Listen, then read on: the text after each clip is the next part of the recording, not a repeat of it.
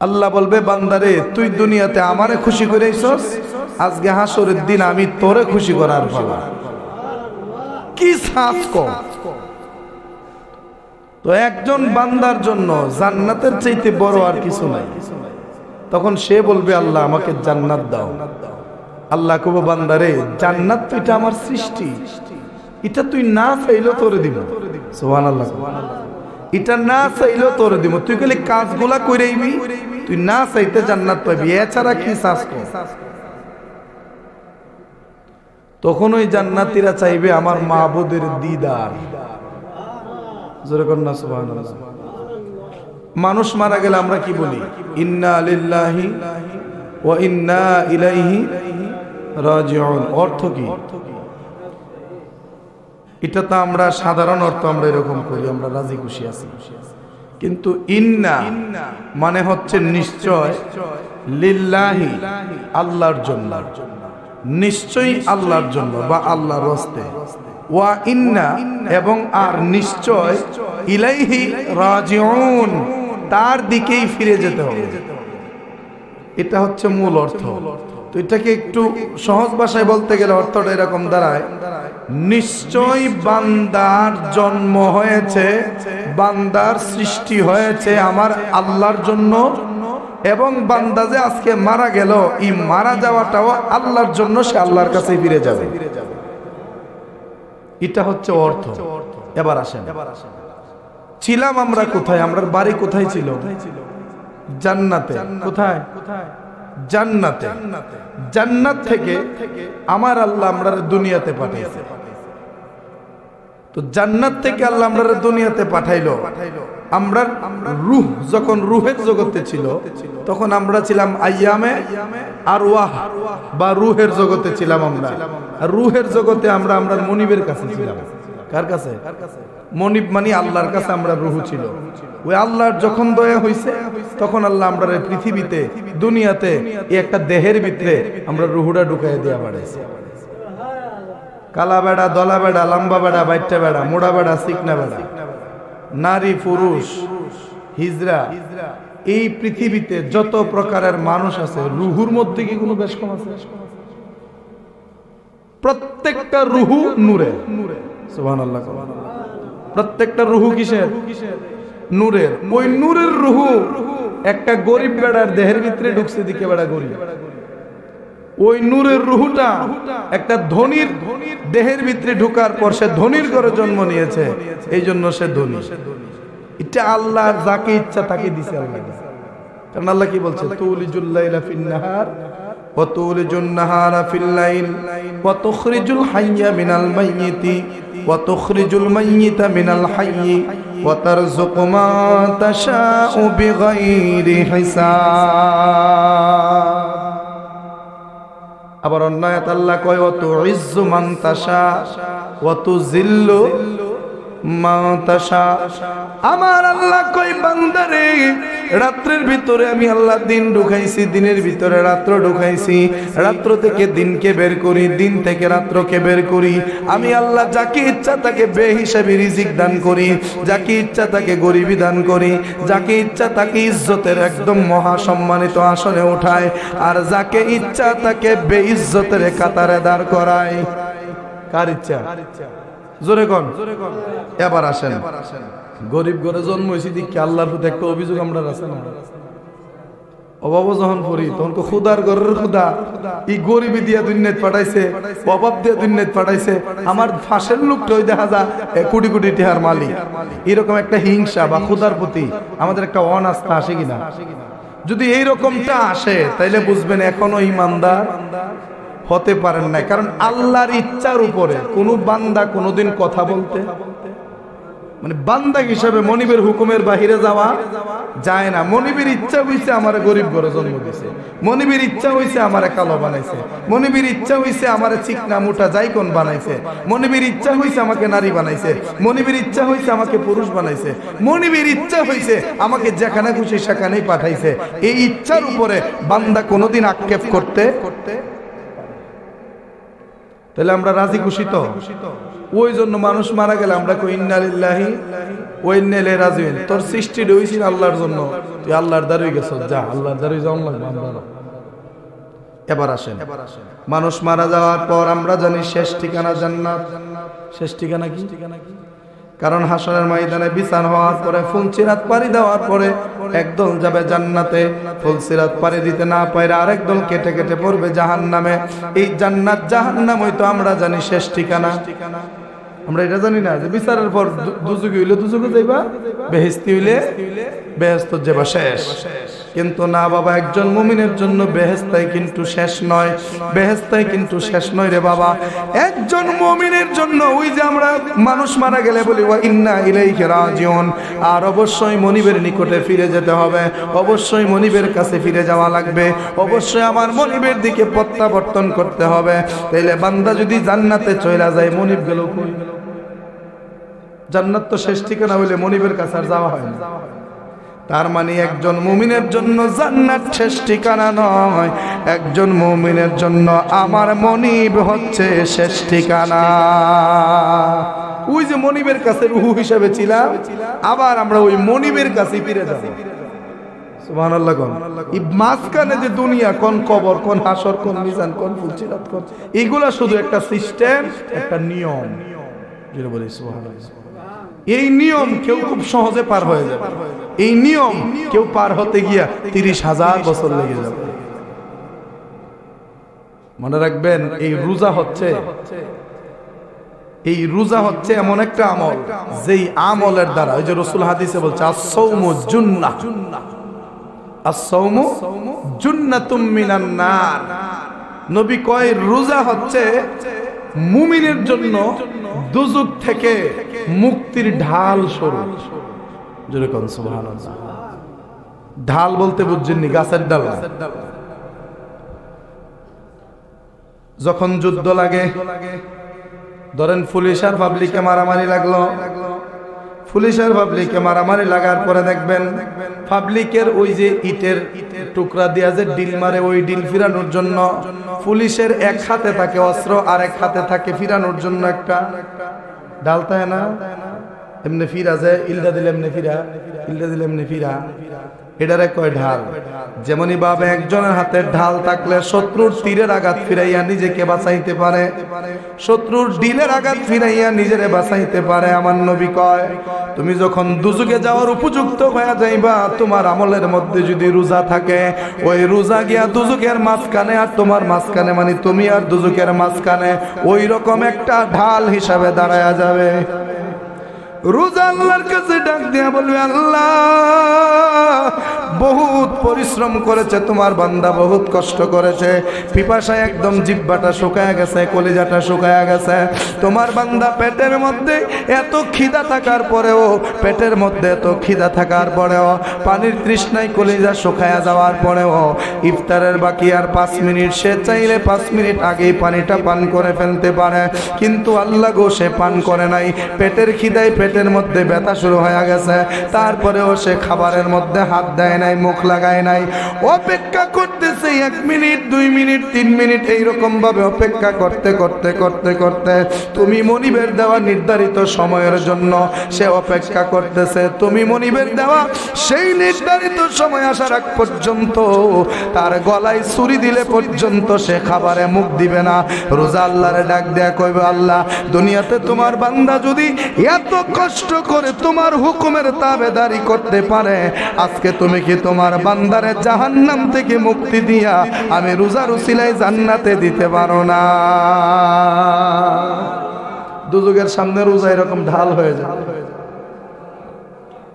এখন কোন রোজা কি আমরা ফাও রাখতাছি না এটার মধ্যে উপকার আছে উপকার মৃত্যুর পরে তো অভাবই নাই কিন্তু দুনিয়ায় তো কিছু উপকার আছে দুনিয়াতেও কিছু উপকার আছে যেমন চিকিৎসা বিজ্ঞান কি বলে আমরা যে ডাক্তারের কাছে যাই যারা স্বাস্থ্য নিয়ে গবেষণা করে স্বাস্থ্য সম্পর্কে যারা অভিজ্ঞ ডাক্তার আছে এরার কাছে গেলে এরার কাছ থেকে আপনারা এই জবাবটা পাইবেন বড় বড় চিকিৎসা বিজ্ঞানের কথা হলো একটা মানব দেহ বৎসরের নির্দিষ্ট কয়েকদিন উপবাস থাকাটা জরুরি মানে একটা মানব দেহের জন্য বৎসরের নির্ধারিত কয়েকটা দিন নিজেরে মানে খাবার থেকে বিরত রাখাটা জরুরি, এতে দেহের অঙ্গের জন্য সুস্বাস্থ্যের জন্য সবচেয়ে বেশি ভালো।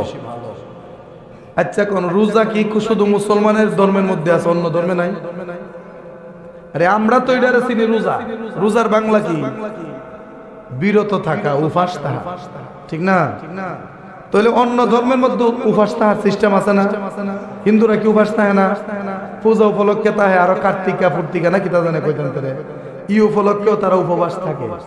তো তাদের ধর্মের রেওয়াজে তারা উপবাস থাকে, ইহুদি ধর্মের মধ্যেও তারা কিছুদিন উপবাস থাকে, খ্রিস্টান ধর্মের মধ্যেও তারা কিছুদিন উপবাস থাকে।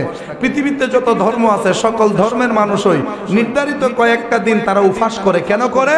এটা তাদের ধর্মের বিধান এবং এটা তাদের স্বাস্থ্যের জন্য উপকারী। তো আমার আল্লাহ কয়, বান্দারে সকল ধর্ম মানুষের বানানো, ইসলাম আমি আল্লাহর দেওয়া ধর্ম। জোরে কন্যা সুবহানাল্লাহ। ইসলাম আমি আল্লাহর দেওয়া ধর্ম, সেই আমি আল্লাহর দেওয়া ধর্মের মধ্যে আমি আল্লাহ বিধান করে দিয়েছি বৎসরে শুধুমাত্র 30টা দিন তারা উপবাস কর, 11 মাসের জন্য শরীর থেকে সকল রোগ আমি আল্লাহ দূর করে দেব। এটা হচ্ছে দেহের উপকার। কিসের উপকার? দেহের উপকার।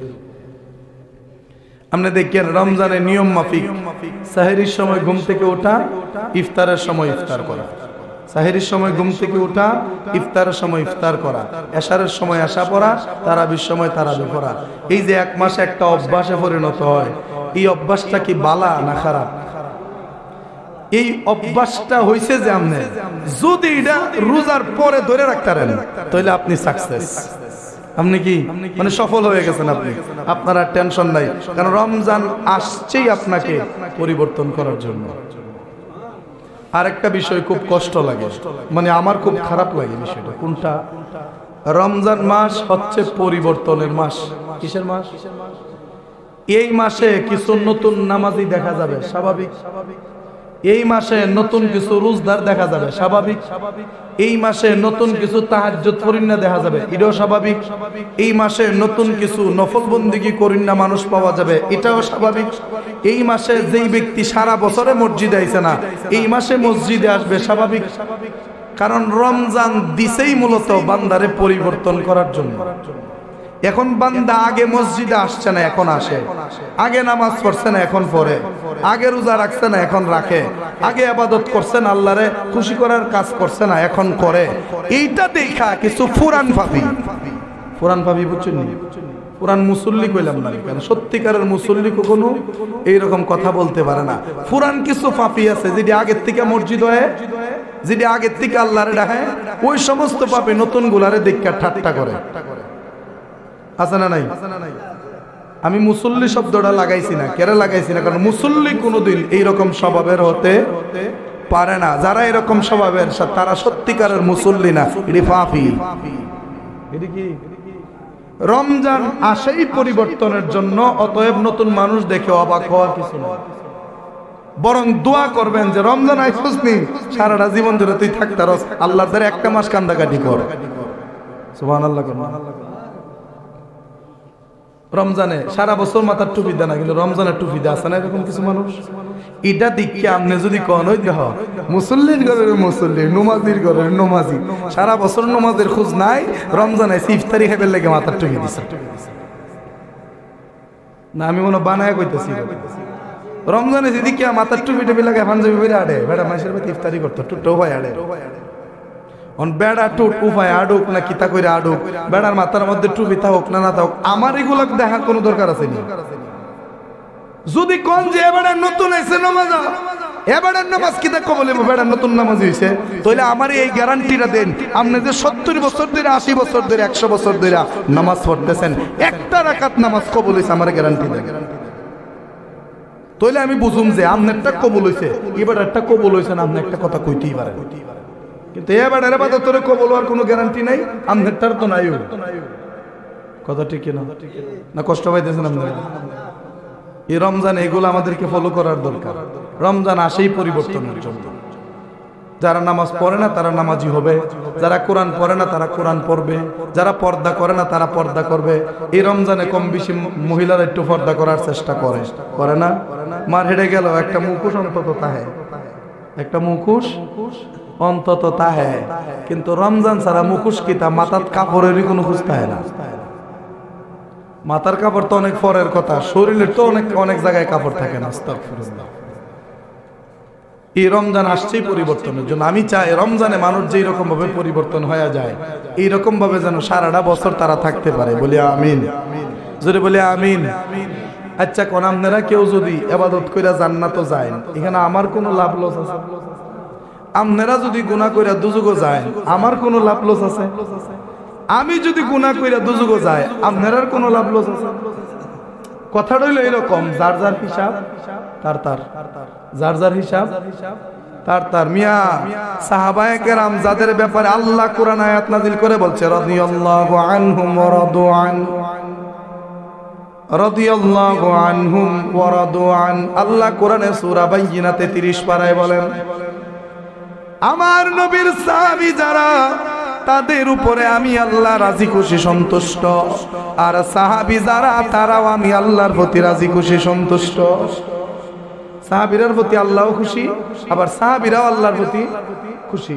তার মানে আল্লাহ যদি সাহাবীর প্রতি খুশি হয়ে থাকে, আর দুজক নিয়ে কোনো টেনশন করার দরকার আছে? আল্লাহ খুশি মানে তো তার জন্য বেহেশত। কিন্তু এরপর এক একজন সাহাবী রমজান আসলে আল্লাহু আকবার, আল্লাহু আকবার, আমার নবীকে অনুসরণ করে এমন পরিমাণে তারা ইবাদত করতেন, এমন পরিমাণে তারা কান্নাকাটি করতেন যে বোঝা যায় তারা অহনই দুজক যাইতেছে গা বাঁচবার লাগে। অহন কি কান্নাছে? মেইন কথাটা কি তা জানেন? মেইন কথাটা হইল আগামী 1 সেকেন্ড পরেও যে আমি বাঁচবো এটার গ্যারান্টি নাই। এটা জানি আমরা সবাই, এটা জানি আমরা। একটু বুঝলে মানে বিষয়টা ভালো হবে আপনাদের জন্য। আগামী 1 সেকেন্ড পরে আমি বাঁচবো না আপনি বাঁচবেন, আমি মরবো না আপনি মরবেন, এটার কোনো গ্যারান্টি নাই। এই হিসাবটা আমরা সবাই জানি নি, এই হিসাবটা জানি। 1 সেকেন্ড পরে মরে যাবো এটা আমরা জানি। আবার অনেক সময় তর্কের মধ্যে উঠলে আরে হায়াত আর কদিন, কোন সময় মরে যাবে এটার কোনো শিওর নাই। তার মানে আমরা যে কোনো সময় মরতে পারি, এটা আমরা মুখে বলতেছি ঠিকই, কিন্তু এইটার উপরে আমল কইরা নিজের শুধরাইতে পারতেছি না। মেন সমস্যাটাই জায়গা জানি 1 সেকেন্ড পরে মরে যাবো, কিন্তু এই কথাটা মনের ভিতরে ঢুকাইতারি না। 1 সেকেন্ড পরে যদি আমি মরে যাই, অহন মরলে হিসাবটা দিব কিটা?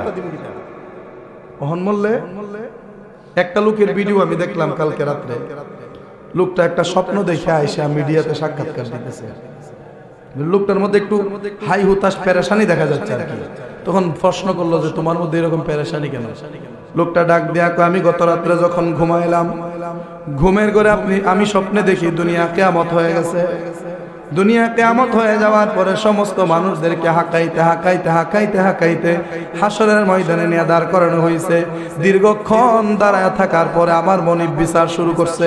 যখন মনিব বিচার শুরু করলো, বিচার করতে করতে করতে করতে যখন আমার পাল্লা আসলো, মানে আমার হিসাবের সময় আসলো, আমাকে বলা হলো নামাজের হিসাব দাও।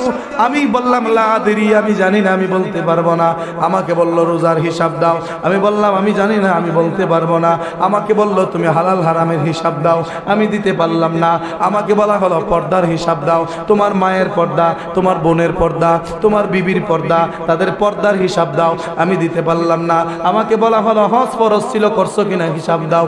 দিতে পারলাম না। যাকাত ফরজ ছিল, দিছো কিনা হিসাব দাও। দিতে পারলাম না। আমার দৈনন্দিন জীবনের সকল আমলগুলি সম্পর্কে আমাকে প্রশ্ন করা হচ্ছে, কিন্তু আমি জবাব দিতে পারতেছি না। তখন কে যেন আমারে বলতেছে, আজকে জবাব দিতে পারতেছ না, দুনিয়াতে থাকতে তুমি করছিলা কি? এই হিসাব দুর্নীতি মিলাইলে না করে। উনি কো আমি স্বপ্নে দেখতেছি, কে যেন আমারে কইতাছে এই হিসাব তো তোর দুর্নীতিকে মিলাইয়া এরপরে কবর আইবার দরকার আছে। যখন আমার দিকে এইরকম বজ্র কণ্ঠে এরকম আওয়াজ যখন দিল, এই ধমকের সুরে আমার ঘুম ভেঙে গেল। ঘুম ভাঙার পরে দেখি আমি তো হাসরের ময়দানে না, আমি যে অহনো দুনিয়াতে আছি। এই জন্য পাগল হয়ে ছুটছি আল্লাহর ঘর মসজিদের দিকে। যেরকম না সুবহানাল্লাহ। মানে আমি যে একটা স্বপ্নে দেখলাম, এটা যদি সত্যি সত্যি হইতো, তা আমার তো মুক্তির কোনো ব্যবস্থা ছিল না। তো আমার মনিব যেহেতু আমার এইরকম একটা স্বপ্ন দেখাইছে, আমি তো এখনো মরি নাই, আমি তো এখনো দুনিয়াতে আছি, আমি কেন আল্লাহর কাছে ক্ষমা চাচ্ছি না? ওই জন্য দৌড়াচ্ছি, মসজিদের দিকে যাচ্ছি। জোরে কন্যা সুবহানাল্লাহ। মানে এইরকম স্বপ্ন যতদিন পর্যন্ত আমরা না দেখানো হইব, ততদিন পর্যন্ত আমরার মতো বয়াকার বাঙালি, বুঝছেন, পুরাটা বানান করলে সময় লাগবে, আমরার মতো বাঙালির পরিবর্তন অসম্ভব। নিজের বাপ যে বেড়া মরার বয়স হয়েছে, ই বেড়াও দেখা গেছে ফুতের সামনে মরে গেছে, এরপরে ফুতের উঠ ফিরছে না, কথা ঠিক কিনা? আবার দেখা গেছে বাপটা বাচ্চা রয়েছে, বুড়া বেড়া দাঁড়িয়ে সব লাইন ভেঙে গেছে গা, ফুটটা জোয়ান মাত্র 25-26 বছর 30 বছর হবে, মরে গেছে গা। ফুলাডার মরণ দীক্ষা বাপটারও কান খার হয়েছে না, অথচ নিজের দাঁড়ার মানুষটা মরেছে। এক বিস্তার ঘুমাইতো জামাই আর বউটা মরে গেছে গা, জামাইয়ের এখনো কোনো বুঝাইছে না, জামাইটা মরে গেছে গা, বউটার এখনো কোনো পরিবর্তন হয়েছে না। তার মানে আমরা দাঁড়ে মৃত্যু ঘটতেছে, একটা মানুষের জীবন শেষ হয়ে যাচ্ছে, একটা মানুষের অস্তিত্ব বিলীন হয়ে যাচ্ছে, আমরার বিন্দু মাত্র কোনো অনুভূতি এখানে নাই। যা মুখের কথা, যা কি মুখের কথা, এটা প্রমাণ পাওয়া যায় জানাজার মাঠে গেল। জানাজার মাঠে যাওয়ার পরে যখন ইমাম সাহেব দুই একটা কথা একটু লম্বা হয়ে যায়, অনেক সময় আমরা যখন বিরক্তি দেখায়া কই এই ইমাম সাহেব একটা জানাজা শুরু করেন, তখনই বোঝা যায় এই জানাজার মাঠে এই খাটিয়ায় আমি যাব না। এই জন্যই তো আমি তাইশ করতে চাই বলতাম।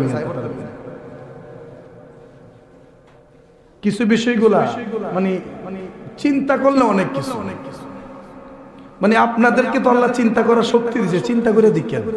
চিন্তাশীল মানুষ কোনোদিন ঠকে না।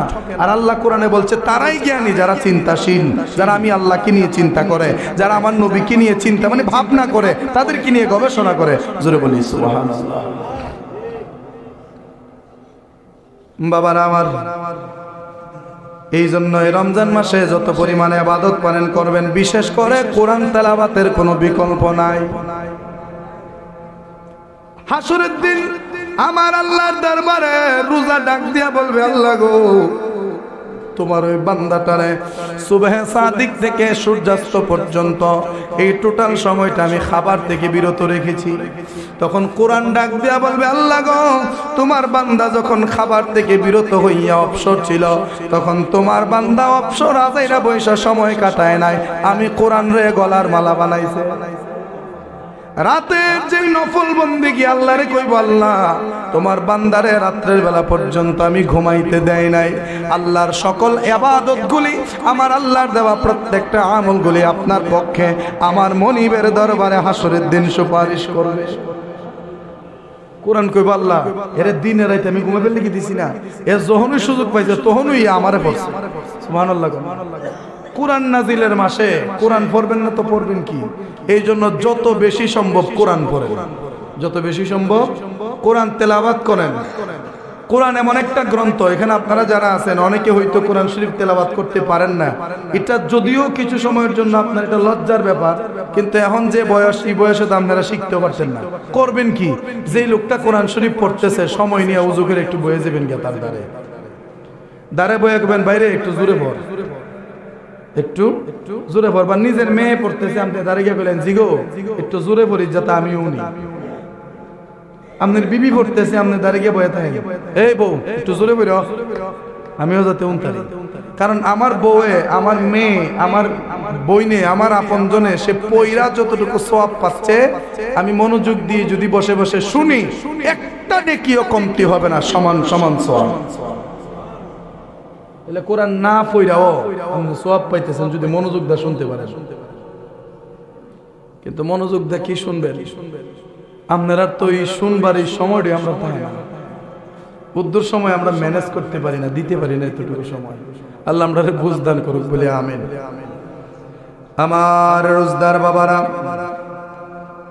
ও আল্লাহর প্রিয় বান্দারা, একটু মনোযোগ। আমার দয়াল নবী রাহমাতুল লিল আলামিন হাদিসে মুবারকে ডাক দিয়া বলেন, ও আমার উম্মতেরা শুনে নাও, রমজানের রোজা যে সমস্ত বান্দাগুলি পালন করে এই আশায়, কোন আশায়?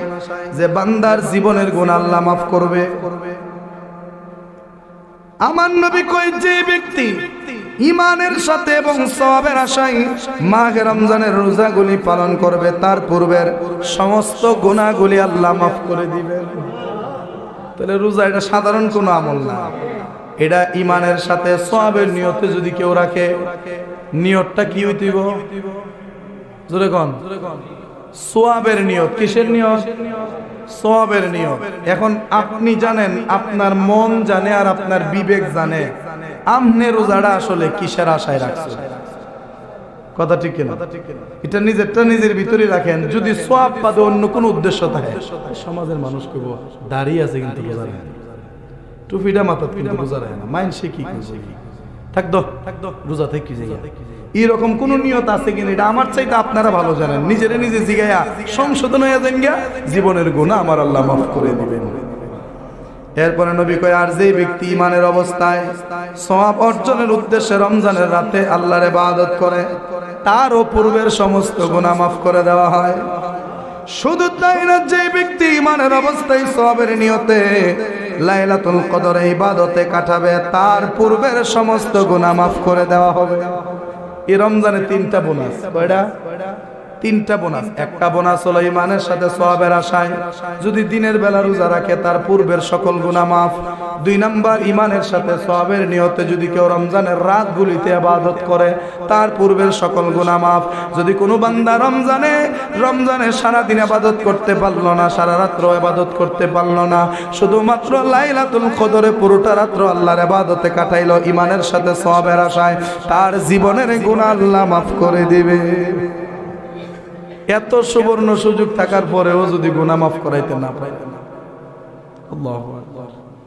আচ্ছা কোন এখানে উপস্থিত আপনারা যারা আছেন, আমি সহ, আমরা যেই কোনো কিছুর অভাব আছে না নাই? না অস্তে কইলেন আওয়াজটা অস্তে হইল। আমরার অভাব আসেনি? কবেন না হুজুর টেহার তো অভাব নাই। আরে টেহার অভাব নাই, যে বেড়ার টেহার অভাব নাই এ বেড়ার ইজ্জতের অভাব। যে বেড়ার টেহাও আছে, ইজ্জতও আছে, এই বেড়ার ক্ষমতার অভাব। কথা ঠিক না? যেই বেড়ার টেহাও আছে, ক্ষমতাও আছে, এই বেড়ার কি তার অভাব? বেড়ার গ্রহণযোগ্যতার অভাব। ক্ষমতা আছে ঠিক না, মানুষে গ্রহণ করে না। একটা কথা হইল ফালাই দেয়। তাইলে আমাদের কেউ না কেউ অনেক কিছুর অভাব আছে। ধরেন টেহাও আছে, পয়সাও আছে, ক্ষমতা আছে, ইজ্জত আছে, সম্মান আছে, মানুষের ভালোবাসা আছে, সব আছে, কিন্তু নাই আপনার মানসিক শান্তি। কি নাই? মানসিক শান্তি ঘুমাইলে খালি টেনশন, ঘুমাইলে ঘুমো ধরে না। ওই যে ঘুমের ওষুধ খাওয়ান লাগে, টাফনিন খাওয়ান লাগে, আরো কত জাতের ওষুধ আছে না ঘুমে, এনিজিট, টেনিজিট, রেনজিট, এরকম ওষুধ খায়া ঘুমাই লাগে, আর পরে ঘুমো ধরে না। কত বেড়াইতে দেখছি মাগার ঘুমের ওষুধ খায়া ঘুমাইতে না। আর কিছু কিছু মানুষ, আমি সহ, ফললই ঘুম। এটা আল্লাহর পক্ষ থেকে কি কিয়ামত না নিয়ামত? ঘুম আল্লাহ। আর এই আপনাদের কোন ভাষা দিয়া বোঝামো, ঘুম যে কত বড় একটা নিয়ামত, ও ঘুমা 3 দিন থাকলে বুঝবেন। ও ঘুমা 3 দিন 3 রাত থাকলে বুঝবেন ঘুমটা যে কত বড় নিয়ামত। আচ্ছা, আমরা যখন ইঞ্জিন চালাই, সেলো মেশিন হোক আর একটা গাড়ি হোক, এটা চলতেছে, নির্ধারিত একটা সময়ে এটাকে ব্রেক দেওয়া লাগে কিনা? ইঞ্জিনটার একটা ব্রেক দেওয়া লাগে না?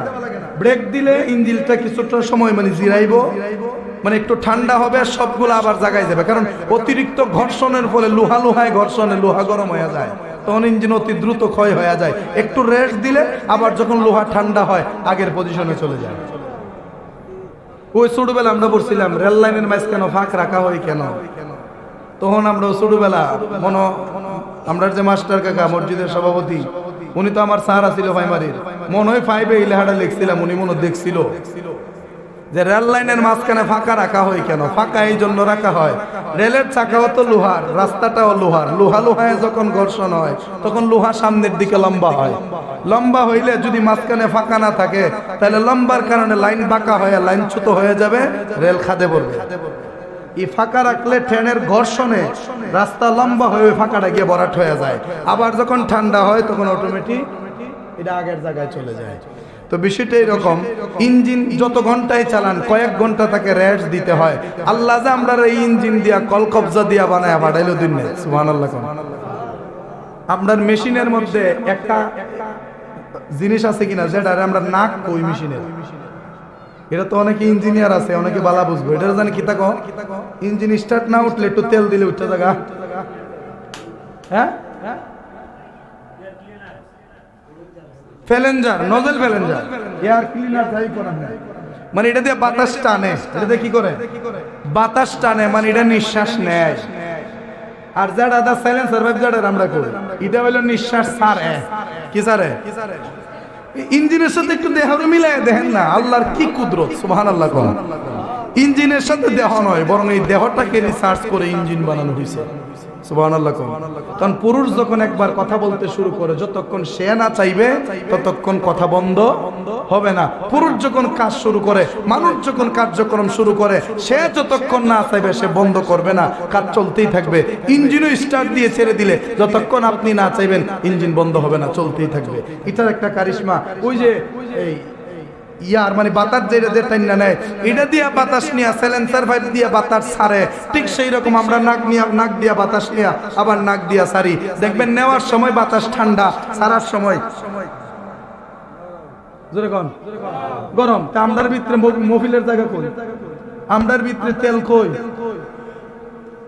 এটার একটু গবেষণা করলে আপনারা উত্তর পাইয়া যাবেন। আমার আল্লাহর প্রতি শুকরিয়া আদায় করার ইচ্ছা হবে। আমরা নিঃশ্বাস নেই ঠান্ডা, নিঃশ্বাস বের হয় গরম।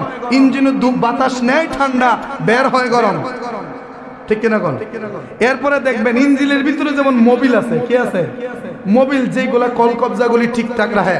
আমরার কলকবজার ভিতরে ক্যালসিয়াম আছে নি? জোরে কোন? দেখবেন ইঞ্জিনে যদি মোবিল না থাকে, engine goat goat goat goat goat goat goat goat শব্দ করে।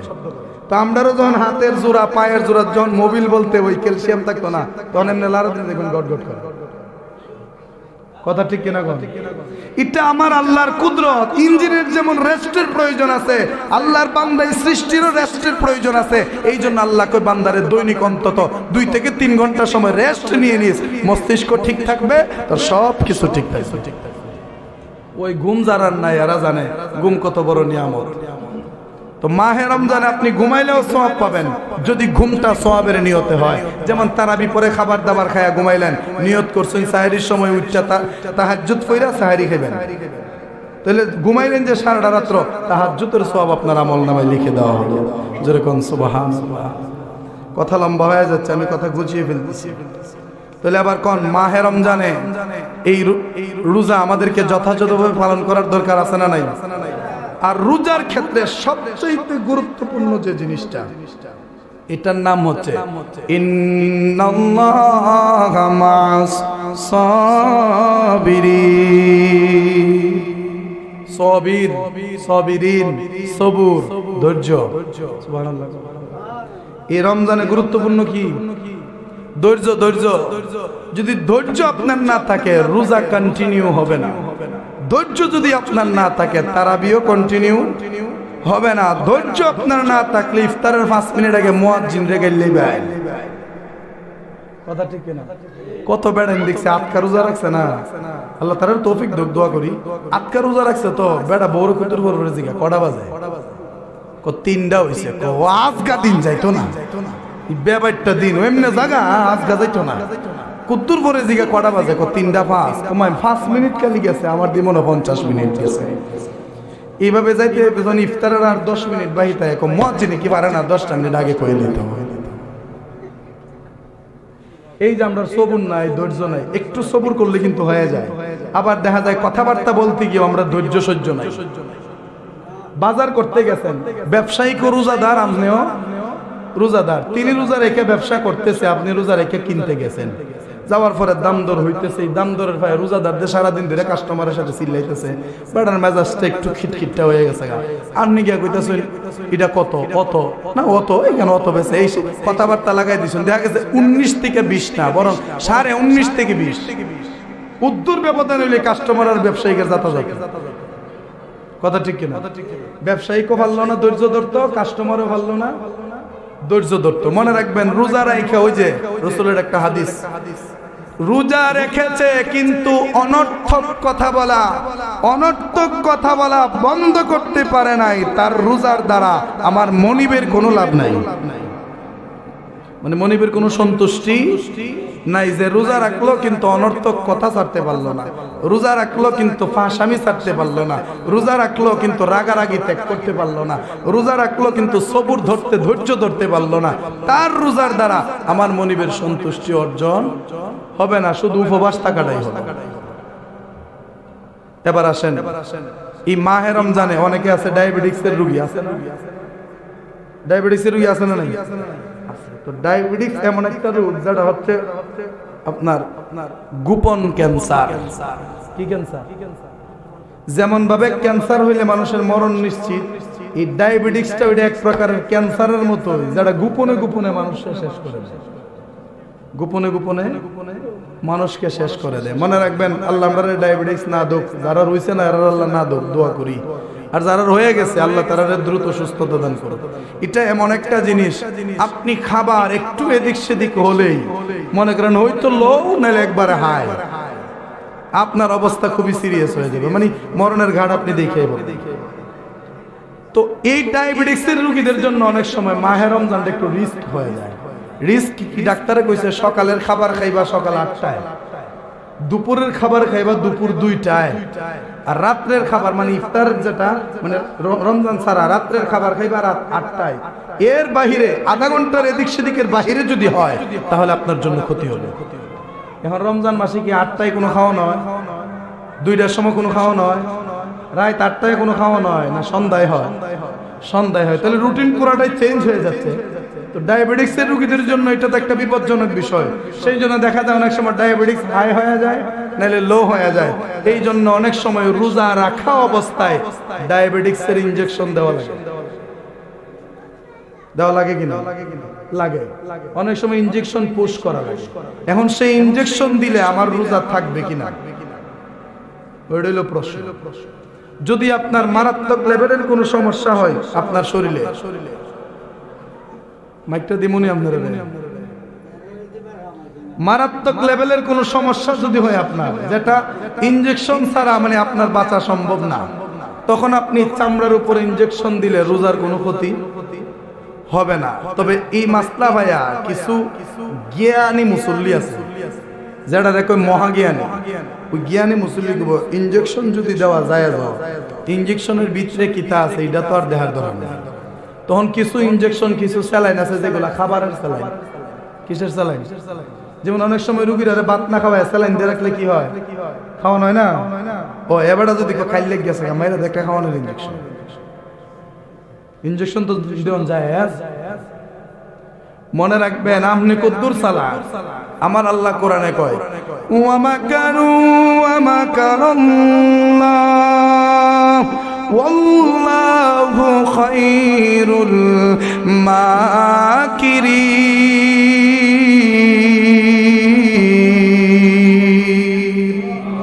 আল্লাহ কি তোরা কি চালাকি করস, তোরা কি কৌশলগিরি করস, আমি সব কৌশলের উত্তম জবাবদাতা। জোরে কোন সুবহানাল্লাহ। এই জন্য রোজা রেখে অসুস্থতা জনিত কারণে যদি ইনজেকশন দেওয়া লাগে দিতে পারবেন, রোজা ভাঙবে না। রোজা রেখে অনেক সময় আমাদের দ্বারা অনেক কথাবার্তা হয় বা অনেক সময় অনেক কার্যকলাপ আমাদের দ্বারা হয়ে যায়, অনেক সময় দ্বিধাদ্বন্দ্বের মধ্যে থাকি রোজাটা ওইব কিনা, রোজাটা ওইব কিনা। শর্ট করে দিয়ে একটা মাসলা কয়ে দিয়ে ওয়াজটা শেষ করে দিচ্ছি ইনশাআল্লাহ। এই মাহে রমজানে রোজা ভাঙার অনেক কারণ আছে, রোজা না ভাঙার অনেক কারণ আছে। মনে রাখবেন, সাহেরির সময় আপনি খাবার খাইছেন, এই খাবার যে খাইছেন আপনি, খাবারের একটা টুকরা বুটের দানা পরিমাণ। কি দানা পরিমাণ? বুট। বুট একটা ছোলা বুটের মতো বা একটা ওই বাজারের ডাল বা মসুরের ডাল এরকম বুটের মতো একটা অংশ আপনার দাঁতের চিপায় বা জিবার কোনায় বা যে কোনো একটা চিপায় লেগে রয়েছে, আপনি বলতে পারেন না। কিন্তু ফজরের নামাজ পড়ে বাড়িতে যাওয়ার সময় আমরা এরকম কিছু অভ্যাস আছে যারা মুহতা এটা পর আমরা গিল্লা লাই না, এরকম বুট পরিমাণ খাবার যদি মানে সাহেরির পর রোজা শুরু হওয়ার পরে যদি আপনার গলা দিয়ে ভিতরে প্রবেশ করে, রোজা ভেঙে যাবে, রোজা ভেঙে যাবে। এই জন্য উচিত হচ্ছে সাহেরি করার পর ফজরের উজু করবেন, আপনি উজু করার সময় দাঁত ব্রাশ করুন, নাহলে মিসওয়াক করুন। মানে খাবারের পর, কিসের পর? খাবারের আগে একবার ব্রাশ করুন, খাবার খাওয়ার পরে ব্রাশ আপনি ওষুধ লাগান আর না লাগান, পেস্ট লাগান আর না লাগান, খালি ব্রাশটা দিয়ে একটা ঘষা দেন, কোনা কানায় যত ময়লা আছে সবগুলি বের হয়ে যাবে, রোজার কোনো ক্ষতি হবে না। কথা ঠিক কিনা? তারপরে এরকম অনেক মাসলা আছে, আমি বলতে গেলে সময় শেষ হয়ে যাবে, আবার আগামী জুম্মাত কইতে গেলেও অনেক লেট হয়ে যাবে। রোজা ওই প্রায় শেষের দিকে যাবো, তখন আর কয়ে কি করবো? তো রোজা ভাঙার কারণ, রোজা না ভাঙার কারণ আপনারা মোটামুটি জানেন। এরপরও যদি কাহারও কোনো সমস্যা হয়, ইমাম সাহেবরা আছে, হুজুররা আছে, তারা জিজ্ঞাসবেন যে হুজুর এই সমস্যাটা হইছে, আমার রোজাটা কি হইব কিনা, তখন একটা সমাধান আপনাদেরকে দেওয়ার চেষ্টা করবো ইনশাআল্লাহ। আল্লাহ যেন আমরা বোঝার তৌফিক দেয় সকলে পড়ি আমিন। এই মাহে রমজান আজকে তো প্রায় 9 রোজা আমাদের কাছ থেকে বিদায় হতে যাচ্ছে। আগামীকাল পবিত্র 11 শরীফ ইফতারের আয়োজন আছে মসজিদে, সবাই থাকবেন। আর মাহে রমজানের পরিপূর্ণ পবিত্রতা বজায় রেখে আল্লাহ যেন আমরা চলবার তৌফিক দেন, আমরা সকলে পড়ি আমিন। যেন একটা বিধর্মী, দেখেন আরেকটা কথা না বললে হচ্ছে না, কিছু বাজারে যাওয়ার পর অনেক সময় দেখি হিন্দু যে দোকানদার, হিন্দুরা কি রমজান রোজা রাখে? কন্যা এরা যতদিন উপাস করে আমরা কি ততদিন রোজা রাখি? রাখি না। এরা ধর্মের মতো এরা উপাস করে, আমরা ধর্মের মতো আমরা উপাস করি। এখন দেখা গেছে এরার উপাসের সময় আমরা টিহুই বিড়িটাতে নেড়ার মোহসারি, কিন্তু এরা রমজান মাসে রোজদার দেখলে আলাদা একটা সম্মান করে না? মিছা কথা কইছি না? আলাদা একটা সম্মান করে। পুরোটা মাস কোন হিন্দুরে ফারতে দোকানের বারে খাইতে দেখতেন না। এই রমজানে তো কিছু দোকানও পর্দাশীল হইছে। আল্লাহ এরারে আজীবন পর্দাশীল তাহার তৌফিক দেন। পর্দাশীল এমন পর্দাশীল হইছে, পর্দা একটা লাগাই থয়ে দেয়।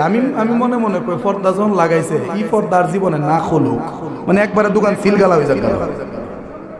এটা আরো বেশি ভালো নয়, আরেকজনে কইলে বিলে বেড়াইতে পর্দা। ও ঠিক আছে, সারা বছর বিট্টেনতে পর্দা করবো, এক মাস শুরু যাত আমরা বেড়াইতে পর্দাটা করে লাভ নেই, আর একটু সার হই দি মনে হয়। তো এই পর্দা লাগায় পর্দার ভিতরে খায়। আচ্ছা, পর্দাটা কি মূলত মুসলমানের জন্য বানানো হয়েছে না হিন্দুদের জন্য? রমজান মাসের পর্দাটা কার জন্য? আপনারা চুদ্দুর জ্ঞানে ধরে উদ্দূরে করে। কারণ হিন্দুরা ভালো করেই জানে যে রমজানে প্রত্যেক মুসলমান রোজা রাখে, প্রত্যেক মুসলমান রোজা রাখে। এটা আমি হিন্দুরাও ভালো করে জানি। মুসলমান ধর্ম এমন ভাবে পালন করে, আমরা হিন্দুরাও এরকম পালন করতে পারি না।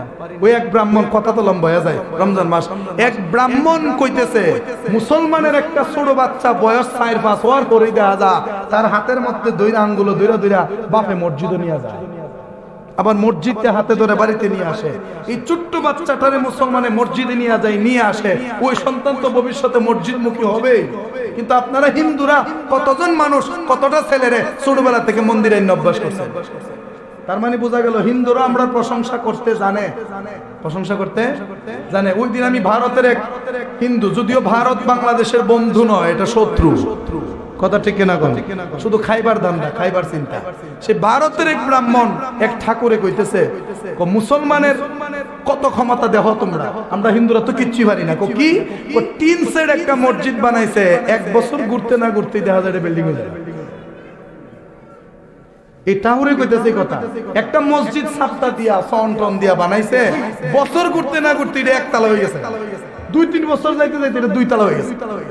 তার মানে মুসলমান ইবাদত খানা নির্মাণের ক্ষেত্রে অনেক অগ্রসর। কিন্তু আপনারা হিন্দুরা কয়জনে মন্দিরের জন্য কয় টাকা দক্ষিণা দিবেন? আমরা তো কই দান, এরা তো দক্ষিণা, দান দক্ষিণা কোনা। তো বোঝা যায় তাদের দ্বারাও আমরা কিছু প্রশংসা পাওয়া যায়।